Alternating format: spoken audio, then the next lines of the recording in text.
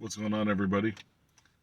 I'm going to talk about attachment, um, which is also, I believe, is related to addiction a little bit.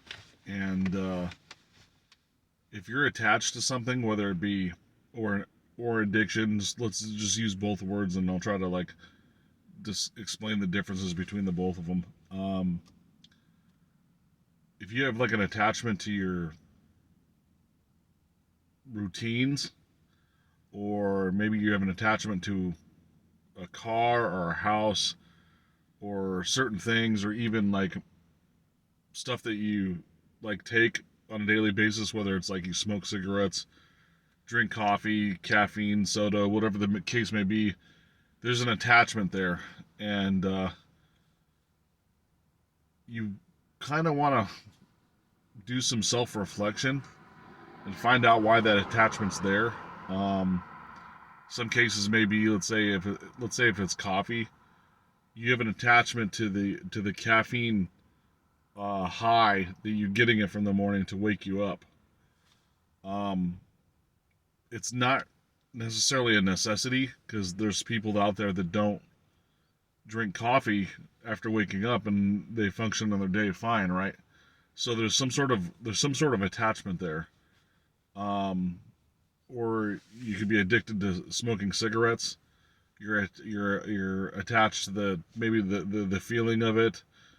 Maybe you're attached to the nicotine that's you're addicted to inside your system. But there's ways we can let this go, right?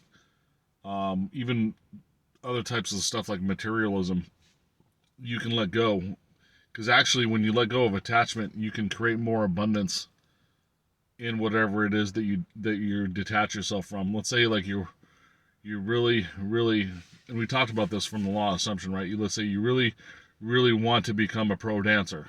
I talked about the pro dancer thing in the previous another video. Um, you want to become it, so you're pushing. First of all, you're pushing it out in the future. You're not assuming that it's happening right now, but you're also worried about it by saying, "Oh, I want to be a pro dancer so bad." Now you created a fear by worrying about it, and an anxiety.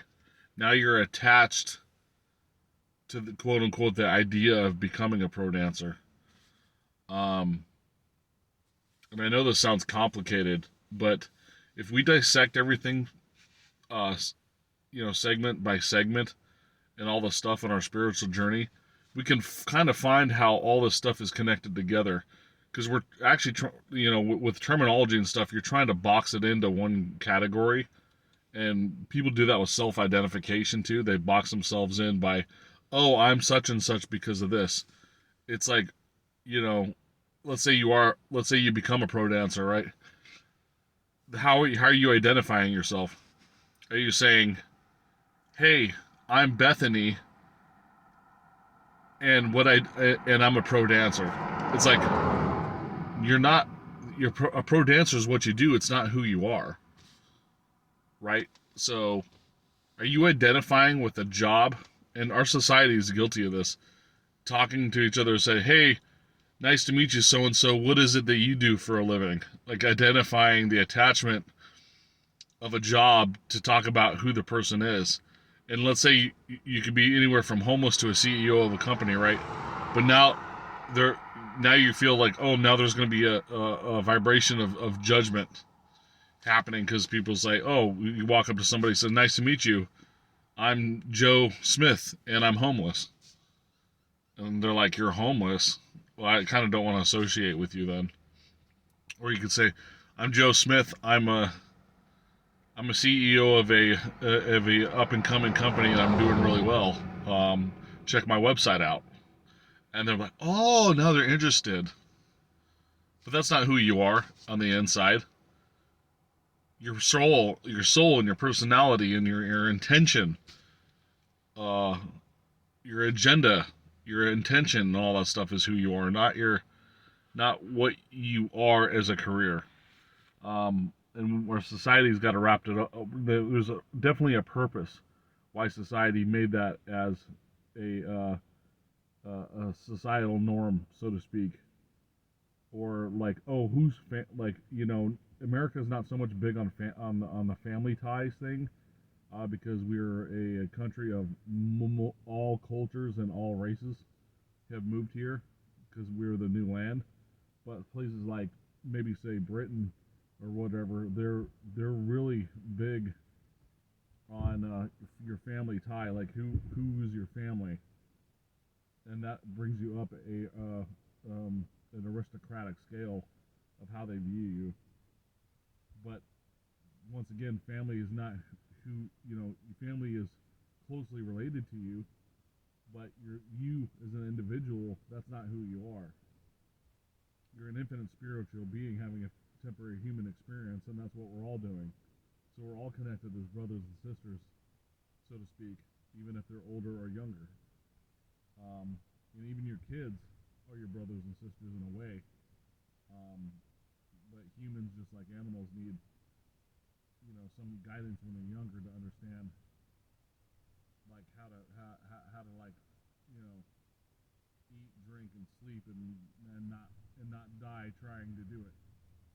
Our job is to teach you how to eat, drink, sleep, and not die in the process. Like, that's our jobs as parents, right? So, um,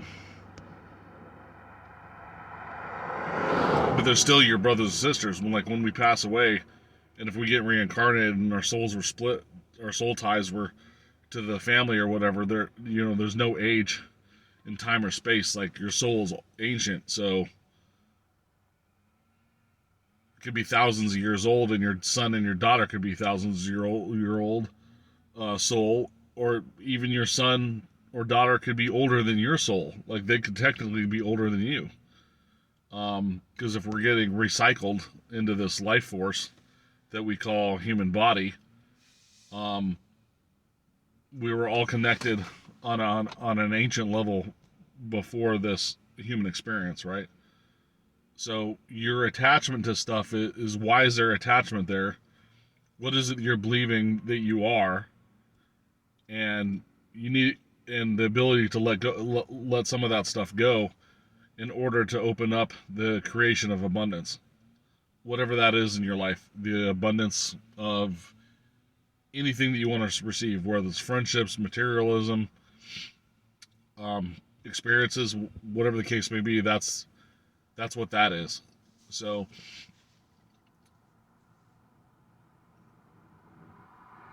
and soul ties is a whole other subject I'm not going to go into, because it could be a long topic.